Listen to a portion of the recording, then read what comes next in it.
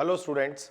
तो हम लोगों ने अपनी लास्ट क्लास के अंदर बात करी थी लिमिट्स के बारे में और लिमिट का हम लोगों ने लगभग सारे केसेस डिस्कस करे थे। जब हम लिमिट डिस्कस कर लेते हैं बेटा, तो उसके बाद जो हमारा नया चैप्टर स्टार्ट होता है, जिसको आज हम शुरुआत भी करेंगे, वो कहलाती है सातत्यता यानी कंटिन्यूटी। लिमिट की एग्जिस्टेंस से ही कंटिन्यूटी के बारे में बात की जा सकती है, और अगर आपको लिमिट बहुत अच्छे से निकालना आता है तो आप कंटिन्यूटी के बारे में बहुत आराम से बात कर पाएंगे। यानी इस चैप्टर में अगर आपका लिमिट का पार्ट स्ट्रांग है, यानी आपको लिमिट निकालना आता है, तो इस चैप्टर के अंदर आपको ज्यादा दिक्कत नहीं आएगी। ये बहुत आसान चैप्टर है। साथ ही साथ एक बात और समझनी है कि जब हम लिमिट की बात कर रहे थे तो हम बात कर रहे थे क्या कि हम x इक्वल टू ए पर या x टेंडिंग टू ए की जब बात करते थे तो हमें इससे कोई फर्क नहीं पड़ता था कि x इक्वल टू है डोमेन में या नहीं है। यहां पर उससे थोड़ा सा अपन आगे बढ़ेंगे और अब हम ये देखेंगे कि अगर लिमिट एग्जिस्ट करती है तो कंटिन्यूटी की बात क्या होती है। तो जो आज हम चैप्टर स्टार्ट करने वाले हैं, that chapter is called continuity.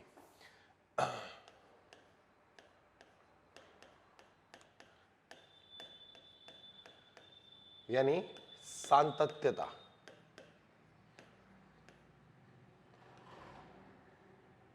यानी कंटिन्यूटी। अब देखिए, सबसे पहले अगर मैं कंटिन्यूटी को समझना चाहूं कि कंटिन्यूटी आखिर क्या है, सातत्यता क्या है, कोई फलन सतत कब कहलाएगा, तो हम इसको ऐसे समझते हैं कि मान लीजिए मैं किसी फलन का x इक्वल टू ए पर कंटिन्यूटी चेक कर रहा हूं, यानी सततता जांच रहा हूं। तो मेरे को अगर उसका ग्राफ बनाना है, तो जब मेरा ग्राफ x इक्वल टू ए से गुजरेगा, किसका, f ऑफ x का ग्राफ, जो मुझे दिया गया फलन है उसका जो आरेख है, अगर वो आलेख जो आपने बनाया वो आलेख x इक्वल टू ए से जब गुजरता है, तो क्या आपका जो पेन है वो आपके कॉपी से ऊपर उठेगा या नहीं उठेगा। अगर आप ग्राफ बनाते वक्त ये ध्यान देते हैं कि आपका पेन जो है वो कॉपी से नहीं उठा है x इक्वल टू ए को क्रॉस करते वक्त, तो हम बोलेंगे कि उस x इक्वल टू ए पर आपका फलन क्या हो गया, सतत फलन हो गया। ठीक है, इसका मतलब क्या हुआ कि अगर आपका ग्राफ कहीं भी टूट जाता है, ब्रेक करता है, तो हम बोलेंगे कि आपका फंक्शन जो है वो क्या है, वो असतत फलन है, डिसकंटिन्यूअस है। तो कंटिन्यूटी का मतलब क्या हुआ कि जैसे आपने आलेख बनाया, आप किसी एक बिंदु विशेष पर उसको जांचना चाहते हैं कि वो सतत है या नहीं है, तो आपको क्या देखना है बेटा, आपको देखना है कि आपका जब ग्राफ बना है वो graph x equal to a पर टूटा या नहीं टूटा। अगर वो टूट गया तो आपका डिसकंटिन्यूअस हो गया, और अगर नहीं टूटा तो वो कंटिन्यूअस फलन है। कंटिन्यूटी को ही समझने के बाद आप डिफरेंशिएबिलिटी पे जा सकते हैं, यानी अवकलनीयता के बारे में बात की जा सकती है। तो आपको सबसे पहले यह समझना है कि आखिर सततता का मतलब क्या है। सततता का मतलब क्या हुआ कि यदि आपका फलन x इक्वल टू ए से गुजरता है और उस वक्त आपके ग्राफ का जो आलेख है वो कॉपी पर आप जब बनाते हैं और आपका पेन आपका पेपर से ऊपर उठाने की आवश्यकता नहीं पड़ती है, तो उन फलनों को हम उन बिंदु पर सतत फलन कहते हैं। जैसे मान लीजिए मैंने आपसे कहा कि मान लीजिए मैं f ऑफ x के बारे में बात कर रहा हूं ना, और f ऑफ x मैंने आपको दे दिया कि मान लीजिए x क्यूब प्लस या f of x equal to x cube दे दिया। मैंने आपसे बोला कि एट x इक्वल टू 1 इसके बारे में बात करें, ठीक है, कि क्या ये फलन सतत है या नहीं है। तो जब आप f ऑफ x बराबर एक्स क्यूब का आलेख बनाएंगे, तो देखिए आप f of x equal to x cube का आलेख कैसे बनाएंगे, कुछ ऐसा आएगा और कुछ ऐसा आएगा, और ये ग्राफ आपका बन गया y बराबर एक्स क्यूब का। अब आपने बोला कि सर मैं x इक्वल टू 1 पर इसे जांचना चाहता हूं। मैंने कहा चलिए ठीक है, x इक्वल टू 1 पर जांचे। तो देखिए जब x इक्वल टू 1 की तरफ से मैं जा रहा हूं और इसको क्रॉस करूंगा, तो मेरा जो ग्राफ है वो आराम से जा रहा है, मुझे आपको पेन उठाने की आवश्यकता नहीं पड़ी। इसका मतलब ये जो फलन है वो क्या है, सतत फलन है। अब मैं आपसे बोलूं कि मान लीजिए मैं आपसे बोलता हूं f ऑफ x, आपको f ऑफ x का मैं ग्राफ दे दूं, यानी y बराबर f ऑफ x दे रखा है, और इसका ग्राफ मैंने कुछ बनाया ऐसा कि ये ग्राफ यहां से गया, इस पॉइंट पर इसने अपने आप को छोड़ दिया, ऐसे गया, यहां पर इसने अपना मान यहां रखा है, ये x इक्वल टू 1 है। अब अगर मैं इस आलेख के बारे में बात करूंगा, तो आप क्या बोलोगे कि सर x इक्वल टू 1 पर अगर मुझे ग्राफ बनाना था तो मुझे पेन को उठाना पड़ा, ठीक है, और यहां से जाना पड़ा, और ये पॉइंट यहां आया, तो ये जो फलन है ये सतत नहीं है। क्यों? क्योंकि आपने x इक्वल टू 1 से क्रॉस करते वक्त ग्राफ को क्या करना पड़ा, आपको ग्राफ बनाने के लिए आपको अपना पेन जो है वो कॉपी से उठाना पड़ा। तो अब अगर बोलचाल की लैंग्वेज में हम समझे तो क्या है आपकी कंटिन्यूटी, कि अगर आप फलन का आलेख बनाए और आपका पेन जो है वो कॉपी से उठे ना, कहां पर? ऐसा नहीं पूरे अंतराल की बात कर रहा हूं, जिस बिंदु विशेष की आप बात कर रहे हैं उस बिंदु विशेष से गुजरते वक्त आपको अपना पेन उठाने की आवश्यकता नहीं पड़ी है, तो आप बोलोगे कि यह फलन क्या है? यह सतत फलन है। जैसे अगर मान लीजिए ग्राफ इस तरह का बना लेते हैं अपन कि मान लीजिए आपका ग्राफ आया ऐसा, ठीक है, इसके बाद यहां से आपने छोड़ दिया और फिर आपने ग्राफ को लिया ऐसा और फिर ऐसा चला गया।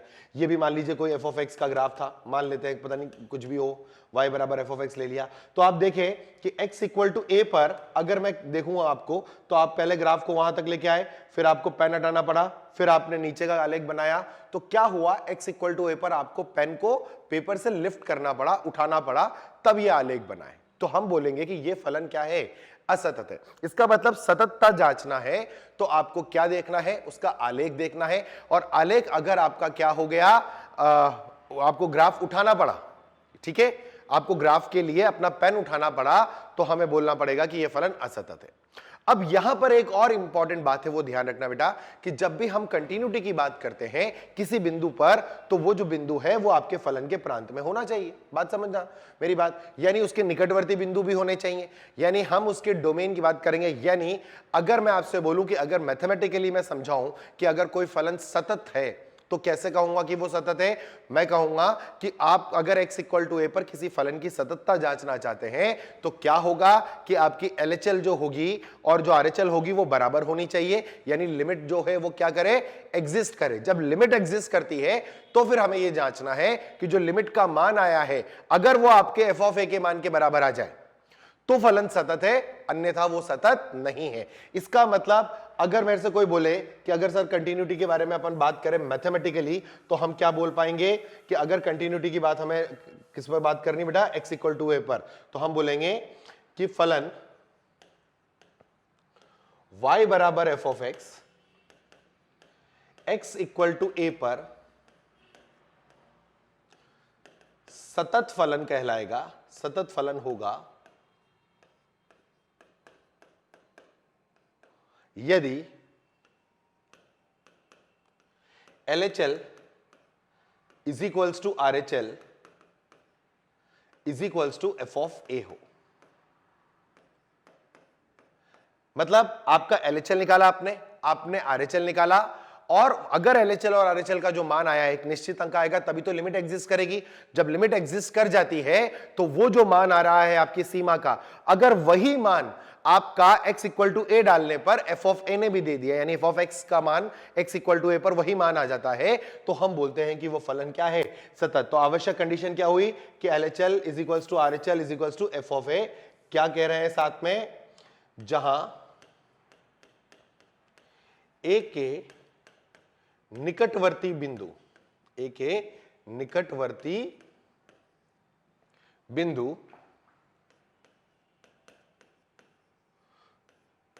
एफ ऑफ एक्स के प्रांत में स्थित हो, एफ ऑफ ए के प्रांत में स्थित हो, ठीक है। यानी आप बोलते हैं कि कोई फंक्शन कंटीन्यूअस कब कहलाएगा? जब उसकी लिमिट एग्जिस्ट करती है। लिमिट एग्जिस्टेंस का मतलब हम समझ ही गए बेटा क्या, कि वो आपका जो ए के जो निकटवर्ती बिंदु हैं वो आपके कहां पर होने चाहिए? आपके फलन के प्रांत में होने चाहिए। तो आप लिमिट एग्जिस्ट करा लेते हैं। अब आपने जब लिमिट एग्जिस्ट करा ली है तो आप देखेंगे कि x इक्वल टू ए पर क्या फलन का मान आ रहा है, ठीक है। अब x इक्वल टू ए पर अगर आपका फलन का मान लिमिट के मान के बराबर आ गया, तो आप बोलोगे कि फंक्शन कैसा हो गया? आपका फंक्शन कंटीन्यूअस हो गया। इसका मतलब क्या हुआ कि वो जो लिमिट का कॉन्सेप्ट हमने सीखा था अपने पिछले वाले चैप्टर में, वो हमें यूज करना पड़ेगा। और साथ ही साथ इस बात को आप अपने जहन में बिठा लें कि ऐसा आवश्यक नहीं है कि आपके दोनों निकटवर्ती बिंदु हों। एक निकटवर्ती बिंदु भी अगर प्रांत में आ गया तो भी हम लिमिट की एग्जिस्टेंस मान लेते थे, तो हम उसको वन साइडेड लिमिट पढ़ते थे और वहां पर भी कंटिन्यूटी की जांच हो सकती है। इसका मतलब जो सबसे इंपॉर्टेंट बात है वो क्या है कि फलन की सततता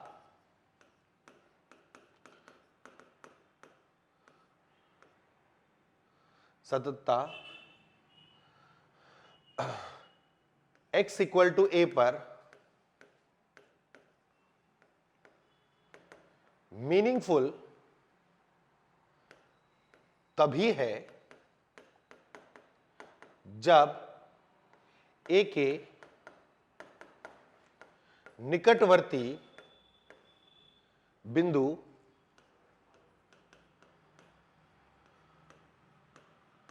फलन के प्रांत में हो। यानी सततता का मतलब ही यह हो गया कि हम विद इन द डोमेन बात करेंगे, हम डोमेन के बाहर जाकर के बात नहीं करने वाले हैं। समझ में आ रही मेरी बात? इसका मतलब क्या हुआ, जैसे आप समझो बेटा, अगर मैं आपसे बोलूं कि sin x कैसा है, f of x बराबर sin x को सोचो आप। मैंने कहा आपसे f of x बराबर sin x, जब आप f of x बराबर sin x का आलेख बनाते हैं कहां पर, x बिलोंग्स टू r पर, तो आप देखें sin x का ग्राफ कैसे बनता है बेटा। sin x का ग्राफ बनाने के लिए आपको अपना पेन उठाने की आवश्यकता नहीं है, आप जितना चाहें उतना आगे जा सकते हैं, है ना। अब अगर मैं यही बात बोलूं कि आपसे f of x बराबर 10x बनाओ, क्या 10x सतत फलन बनेगा? क्योंकि ये तो देखो क्या है, ये तो निश्चित तौर पर क्या हो गया, एक सतत फलन हो गया x बिलोंग्स टू r के अंदर। किसी भी बिंदु पर आप जांच ले, आपको क्या मिल जाएगा, प्रांत एक सततता मिल जाएगी, क्योंकि आपको पेन उठाने की आवश्यकता नहीं पड़ी है। बट जब मैं यहां आ जाता हूं f of x बराबर 10x के लिए, ठीक है, अब देखिए जब 10x का ग्राफ बनता है तो आपको याद होगा कि वो -π/2 को छोड़ देता था। ये ग्राफ हमने बनाए थे बेटा, और मैंने कहा था ग्राफ बहुत इंपॉर्टेंट है मेरे लिए। ये पॉइंट आपका π/2 आ गया और आपका 10x का ग्राफ ऐसे चला गया, ठीक है ना।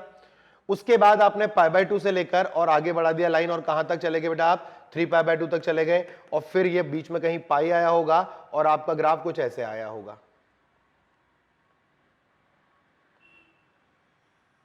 ठीक है, अब बच्चों को यह लगता है कि सर 10x का ग्राफ देखिए, आपने जब -π/2 से π/2 बनाया तो आपने आपका आलेख कैसा बनाया, आपने उसका आलेख बना दिया ये वाला, और इसके बाद ये ग्राफ टूट गया, फिर यहां से दोबारा शुरू हुआ और ये दोबारा आया। लेकिन मैं क्या बोलूंगा कि 10x का जो आलेख है वो सतत आलेख है। अगर x बिलोंग्स टू r आप पिक्चर देख रहे हो तो आपको निश्चित तौर पर वो π/2 पर और 3π/2 पर टूटता हुआ दिखेगा आपका आलेख, सही बात ना। लेकिन मैंने क्या बोला कि किसी भी फलन की सततता की बात जो करते हैं, जो मीनिंगफुल टॉक है, वो कहां पर है, उसके प्रांत में है। इसका प्रांत -π/2 से π/2 ओपन है बेटा, है ना। तो इस -π/2 से π/2 के बीच में आपने 10x का ग्राफ जब बनाया तो वो कहीं पर नहीं टूटा था, सही बात। इसका मतलब ये जो फलन है ये क्या है, -π/2 से π/2 में सतत है। अब π/2 उसके प्रांत में है ही नहीं, जब π/2 उसके प्रांत में है ही नहीं तो हम π/2 पर उसकी डिसकंटिन्यूटी का डिस्कशन नहीं करेंगे। फिर हम बात करेंगे अगले प्रांत के इंटरवल पे, यानी π/2 से 3π/2, फिर मेरा 10x कैसा आएगा, एक सतत आएगा। इसका मतलब क्या हुआ कि जब भी मैं फलन के सततता की बात करूंगा तो मैं फलन के प्रांत में बात करूंगा, मैं प्रांत के बाहर बात नहीं करूंगा। समझ रहे मेरी बात। अब अगर उसमें वन साइडेड लिमिट भी हो जाती है तो भी हम कंटिन्यूटी के बारे में बात कर सकते हैं। लेकिन मान लीजिए आपके पास वो फलन का वो जो आप एलिमेंट है जिस पर आप चेक कर रहे हैं x इक्वल टू ए, वो मान लीजिए प्रांत में नहीं है, तो वहां पर आपकी कंटिन्यूटी की बात करना कोई औचित्य नहीं है, क्योंकि आप नेबरहुड पर बात कर रहे हैं, ठीक है ना। तो आपको क्या ध्यान देना है कि सततता का मतलब क्या हुआ, सततता का मतलब हुआ कि जो फलन है वो अपने प्रांत में सततता को देखेगा, ठीक। इसी में एक अच्छा एग्जाम्पल देखें, जैसे हम लोगों ने मैंने आपसे कहा था कि जैसे कोसेक इनवर्स एक्स का आप देखें एग्जाम्पल में, मैंने कहा y बराबर कोसेक इनवर्स एक्स। अब y बराबर कोसेक इनवर्स x का प्रांत क्या होता है बेटा, इसका प्रांत होता था x बिलोंग्स टू -अनंत से -1 यूनियन और 1 से अनंत, और इसका परिसर अगर आपको याद होगा y, तो ये होता था बेटा -π/2 से π/2, क्योंकि ये साइन का परिवार है, तो -π/2 से π/2, और ये बीच में से एक अंक छोड़ता था 0। ये इसका क्या होता था, प्रांत होता था। अब इसका अगर आप आलेख देखें, है ना, तो इसका आलेख बनेगा कैसे, ये आएगा आपका -अनंत से लेकर के और -1 तक जाने वाला है ग्राफ, और यहां पर वो 1 से लेकर के कहां तक जाएगा बेटा, आपका अनंत तक जाने वाला है आलेख। ऊपर कहां तक जाने वाला है, वो π/2 तक जाने वाला है, और नीचे वो कहां तक जाने वाला है, -π/2 तक जाने वाला है। अब आप जैसे कोसेक इनवर्स π/2 डालते थे तो आपका ये जो मान होता था वो यहां आ जाता था, और ये ग्राफ कुछ ऐसे चला जाता था। ऐसे ही -1 पर वो क्या होता था बेटा, -π/2 पर आता था, और ऐसे करके वो ग्राफ ऐसे आ जाता था। तो ये जो ग्राफ अपना बनता था ये किसका बना है, कोसेक इनवर्स एक्स का। अब अगर कोई आपसे पूछे कि क्या कोसेक इनवर्स एक्स का आलेख जो है क्या वो सतत आलेख है, तो आप ग्राफ देख करके तो ये बोलेंगे कि नहीं सर, यहां पर वो ग्राफ टूट गया, फिर वो यहां से बना। लेकिन आप देखिए उसका प्रांत क्या था, उसका प्रांत था -अनंत से -1। तो हम सततता के बारे में जो बात करेंगे वो सिर्फ -अनंत से -1 के बारे में बात करेंगे, या फिर 1 से अनंत के बारे में बात करेंगे। -1 से 1 के बीच में किसी भी बिंदु पर सततता मीनिंगलेस है। आप वहां पर डिस्कशन कर ही नहीं सकते। क्यों? क्योंकि -1 से लेके 1 ओपन में आपका जो आपके अवयव आएंगे वो अवयव कोसेक इनवर्स x के प्रांत में उपस्थित है ही नहीं। तो वहां पर आपको कंटिन्यूटी के बारे में बात करना मीनिंगलेस है, वो कोई मतलब नहीं है उसका बात करने का। तो हम ये बोलेंगे कि कोसेक इनवर्स x जो है अपने दिए गए प्रांत में कैसा है, वो एक सतत फलन है। ठीक है, अब जैसे ln x ले लिया आपने, y बराबर ln x के बारे में बात करी आपने। अब y बराबर ln x का अगर आप ग्राफ बनाते हैं तो y बराबर ln x का ग्राफ कुछ ऐसे बन जाता है बेटा। अब ये पॉइंट है 1, अब 1 पर डिस्कशन करें। 1 पर क्यों? क्योंकि 1 इसका प्रांत है, तो आप 1 पर इसकी सततता के बारे में बात कर सकते हैं। ठीक है ना, होगा या नहीं होगा वो जांचने का तरीका तो हम सीखेंगे। अभी तो हम ये बात करें कि वो सतत है या नहीं है। तो सततता की बात करने के लिए हमको कहां बात करनी पड़ेगी? हम x बिलोंग्स टू 0 से लेकर अनंत पर बात करेंगे। हम अगर x बराबर -2 पर बात करने की कोशिश करेंगे तो वो बेकार की बात है। क्यों? क्योंकि वो -2 उसके प्रांत में है ही नहीं, तो वहां पर सततता जांचना या सततता की बात करना मीनिंगलेस है, अपन उस पर कोई बात नहीं करेंगे। तो अगर कोई बोले सर ln x कैसा है, तो मैं बोलूंगा अपने दिए गए प्रांत में वो सदैव कैसा है? एक सतत फलन है। क्योंकि ln x का ग्राफ बनाने के लिए मुझे क्या करना पड़ा? पेन उठाने की आवश्यकता ही नहीं है। 0 से लेकर अनंत तक जब मैं x के मान डालूंगा तो मेरा आलेख एक ही स्ट्रेच में बन जाएगा, मुझे पेन उठाने की आवश्यकता नहीं है। यहां पर मुझे पेन उठाने की आवश्यकता नहीं थी। क्यों? -अनंत से -1 तक आप देखें कि मैंने अपने ग्राफ में पेन नहीं उठाया। अब -1 के बाद उसका प्रांत है नहीं, फिर प्रांत कहां शुरू हुआ? 1 से हुआ, तो मैंने 1 से देखा कि अनंत तक, फिर मेरे ग्राफ में मेरे को पेन उठाने की आवश्यकता नहीं पड़ी। तो मैं क्या बोलूंगा कि अनंत से -1 और यूनियन 1 से अनंत यानी उसके प्रांत में कोसेक इनवर्स x कैसा है? एक सतत फलन की तरह काम कर रहा है। तो सततता के बारे में हमें थोड़ी सी बात समझ में आई कि हमको क्या देखना है कि हमारा आलेख जब बनेगा तो हमको पेन उठाने की आवश्यकता है या नहीं। अगर किसी बिंदु पर आपने पेन उठाया, इसका मतलब ग्राफ आपका वहां टूट रहा है। अब कई बच्चे ऐसे बोलते हैं कि सर ठीक है, अगर आप ऐसा बोलते हो तो ये वाला ग्राफ लेते हैं अपन, ऐसे आया। अब देखो सर मैंने तो पेन नहीं उठाया, मैं तो गोला बनाया, उसको राउंड कर दिया, फिर ऐसे चला गया। अब आपने क्या करा? ये तो निकाल लिया आपने। अब आप इस जगह पर अगर आपने राउंड मार दिया है ना, तो इसके लिए मान देना पड़ेगा ना। x = a पर आपने क्या करा? राउंड मार दिया एक। अब आपको मान देना है तो आप क्या करोगे? एक मान ऊपर की तरफ डालोगे। तो आपने इस मान को लाने के लिए क्या करा? अपने पेन को उठाया। जैसे ही उठाया वैसे ही क्या हो गया? ब्रेक। और ये गोला जो अपन ने बनाया है, इसका अर्थ ये है कि यहां पर आलेख नहीं बना, यानी बेसिकली आपका जो ग्राफ था वो इस जगह पर टूट गया है। तो आपको ये चीज क्लियर होनी चाहिए कि अगर हम आलेख से समझे, यानी ज्योमेट्रिकली आपको सततता समझ में आती है कि अगर हम आलेख बनाते हैं और जिस बिंदु पर हमसे सततता जांचने की कही जा रही है, उस बिंदु से जब मेरा ग्राफ पास होगा तो क्या मुझे पेन उठाना पड़ेगा या नहीं उठाना पड़ेगा?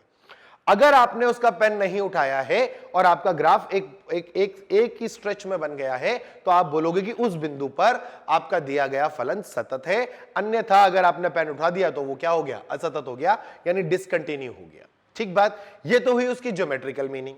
अगर अपन उसको एल्जेब्रिकली समझे, ठीक है, एल्जेब्रिकली समझे तो क्या होगा? देखो बेटा, अगर मैंने आपसे बोला, ध्यान से समझना, हमने बात करी कि अगर मैथमेटिकली उसको समझे तो अगर मैं लिमिट एक्सटेंडिंग टू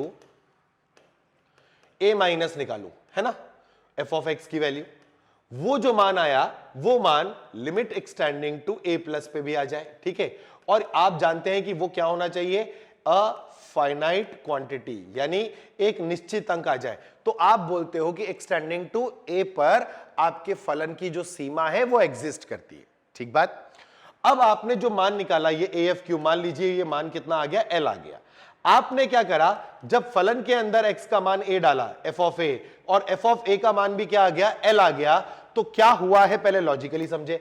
मान लीजिए ये L था, ठीक है ना, मेरा ग्राफ कुछ ऐसे आया होगा, इस पॉइंट पर उसने वैल्यू छोड़ दी मान लो, और ये ऐसे चला गया। आपने कहा सर मैं x = a पर सिर्फ सीमा के बारे में बात कर रहा हूं।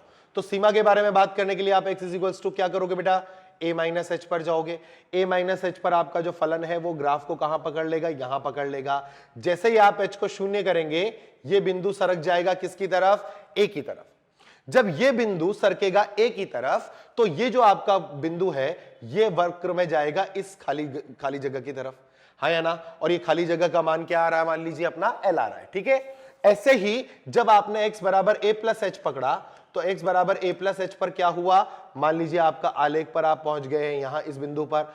जैसे ही आपने कहा कि हम इधर सरकेंगे h को शून्य करके, तो आपका ये जो पार्ट है ये किधर सरकेगा, इधर सरकेगा। तो ये दोनों ही मान LHL और RHL ये दोनों ही किसको पकड़ने की कोशिश कर रहे हैं, L को पकड़ने की कोशिश कर रहे हैं। तो हम बोलते हैं कि आपका जो LHL है वो RHL के बराबर आ रहा है और वो दोनों वैल्यू L के बराबर है। कहां पर, when at x is equals to a या at x tending to a।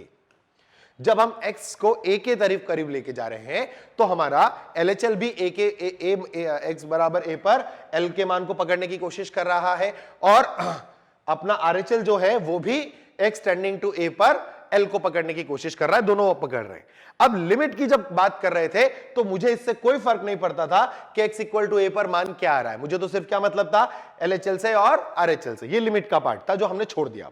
ठीक है, ये हमारे लिमिट का काम हो गया। अब मैंने आपसे बोला कि जो आपका x इक्वल टू a पर फलन है उसका मान भी L है, तो आप क्या कर देते हो, इसको डार्क कर देते हो, यानी यही पॉइंट आ गया। तो अब आप देखें आपका ग्राफ कैसा हो गया, कंटिन्यूअस हो गया। सही बात। मान लीजिए कि ये मान आपका नहीं आया, ठीक है, ये ब्लॉक अभी भी खाली रहा। x इक्वल टू a पर या तो मान लीजिए फलन परिभाषित ही नहीं था, परिभाषित नहीं था तो आप साफ साफ कह सकते हैं कि सर देखिए ये पॉइंट छूट गया, ये पॉइंट छूट गया, तो इसका मतलब मेरे को ग्राफ जब बनेगा तो यहां पर मुझे खाली छोड़ना पड़ेगा, यानी मुझे मेरे पेन को उठाना पड़ेगा, यहां से उठा करके यहां रखना पड़ेगा और जाना पड़ेगा, यानी वो एक पॉइंट पर एक मान मुझे छोड़ने के लिए मेरे पेन को उठाना पड़ा, यानी मेरा ग्राफ डिसकंटिन्यू हो गया। कब, जब x इक्वल टू a उसके प्रांत में था ही नहीं। मान लीजिए x इक्वल टू a उसके प्रांत में था और उसका मान कुछ और आया, मान लीजिए उसका मान यहां पर आ रहा था m, तो आप देखें जब आप ग्राफ बनाएंगे तो यहां तक जाएंगे, ये हिस्सा छोड़ेंगे और ऊपर निकल जाएंगे और फिर उठा करके पेन बोलेंगे कि सर ये वाला मान जो होगा वो यहां आएगा।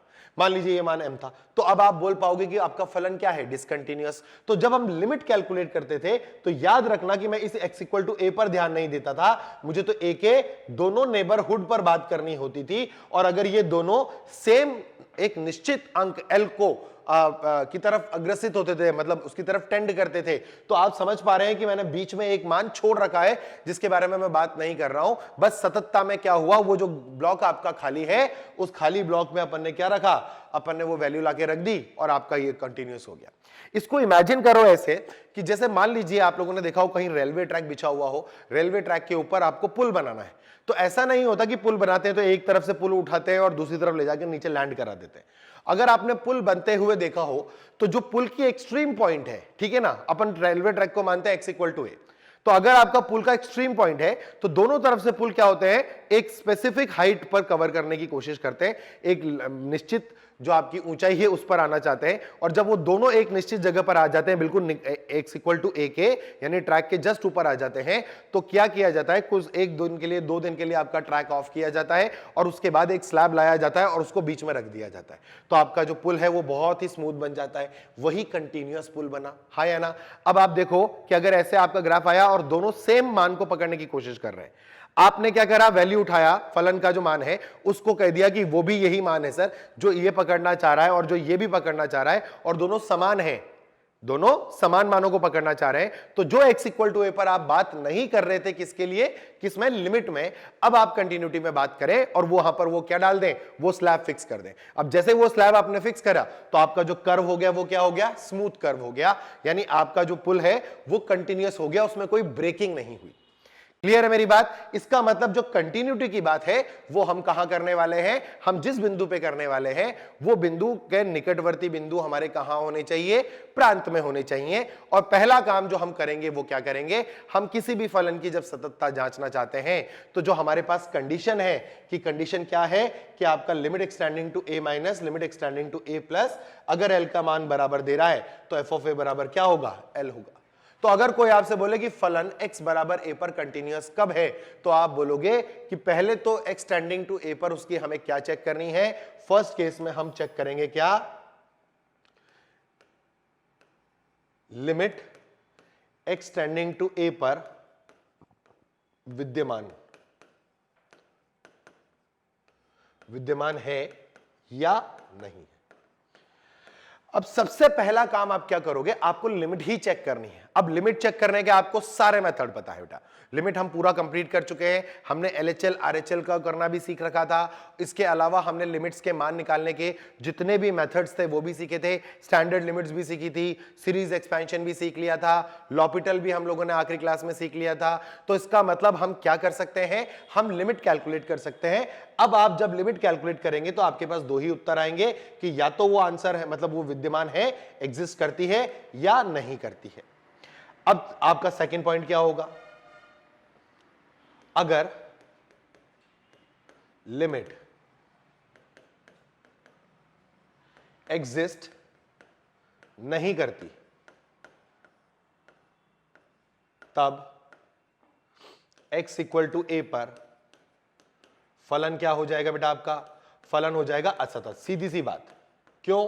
क्योंकि लिमिट ही एग्जिस्ट नहीं कर रही। अब लिमिट एग्जिस्ट क्यों नहीं कर रही है? क्योंकि हो सकता है कि आपका LHL का मान L आ रहा हो और RHL का मान M आ रहा हो। अब देखो वही पुल वाला लॉजिक समझना, आपने पुल को खड़ा किया, इसकी हाइट रख ली सपोज करो आपने 10 मीटर और ये वाला आपने 12 मीटर पे ला दिया, तो क्या ये वाला पुल कभी भी बन पाएगा? अब आप बोलोगे सर इधर से इधर स्लैब मिलानी पड़ेगी, तो उस पॉइंट पर टेढ़ी स्लैब थोड़ी लानी, वो तो एक पॉइंट है बस। आप समझो उसको कि हम x इक्वल टू a की अगर बात कर रहे हैं तो वो एक पॉइंट है, तो पॉइंट रखा जाएगा, सिर्फ एक छोटा सा पॉइंट।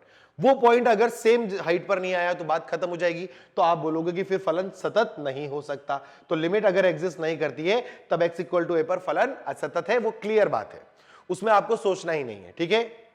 परंतु यदि लिमिट एग्जिस्ट करती है तब यदि f ऑफ a का मान सीमा के मान के बराबर है, लिमिट के मान के बराबर है, सीमा के बराबर है, तब फलन यानी f ऑफ x सतत है। और यदि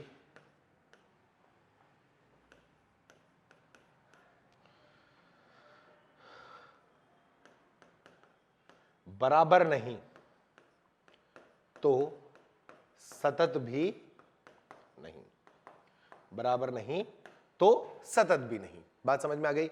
इसका मतलब एग्जिस्टेंस ऑफ कंटिन्यूटी की जो बात है वो पहली बात शुरू करेगी कहां से, कि आपकी लिमिट एग्जिस्ट करती है या नहीं करती। इसका मतलब क्या हुआ कि जो लिमिट हमने पहले पढ़ी है बेटा वो हमें अच्छे से आनी चाहिए, तभी हम सीमा, ये जो कंटिन्यूटी वाला पार्ट है यानी सततता जो बात है वो हम आराम से कर सकते हैं। जो मैंने शुरुआत में क्या बोला कि अगर किसी बच्चे का लिमिट बहुत अच्छे से तैयार है, उसको लिमिट कैलकुलेट करना आता है, तो कंटिन्यूटी उसके लिए कोई मुश्किल नहीं है। क्यों? क्योंकि नया पार्ट क्या है, यहां पर नया पार्ट सिर्फ यह है कि जो x इक्वल टू है उस पर फलन का मान निकालना है जो आपको आता है। भाई मैं आपसे बोलूं कि sin x है, x बराबर π/2 पर मान क्या होगा, तो आप π/2 डाल के मान निकाल देंगे। बाकी इंपॉर्टेंट बात क्या है कि क्या आप एक्सटेंडिंग टू π/2 पर लिमिट एग्जिस्ट करा सकते हैं। आप अगर लिमिट चेक कर पा रहे हैं तो कंटिन्यूटी में तो कोई बड़ी बात है ही नहीं। तो आपने जैसे लिमिट भाई ये जो पार्ट है आपका, ये पार्ट क्या है, आपने पहले ही समझ लिया लिमिट एग्जिस्टेंस का। इसको हो गया और आपका f ऑफ a का वैल्यू भी L आ गया तो वो सतत है, वरना वो फलन सतत नहीं है।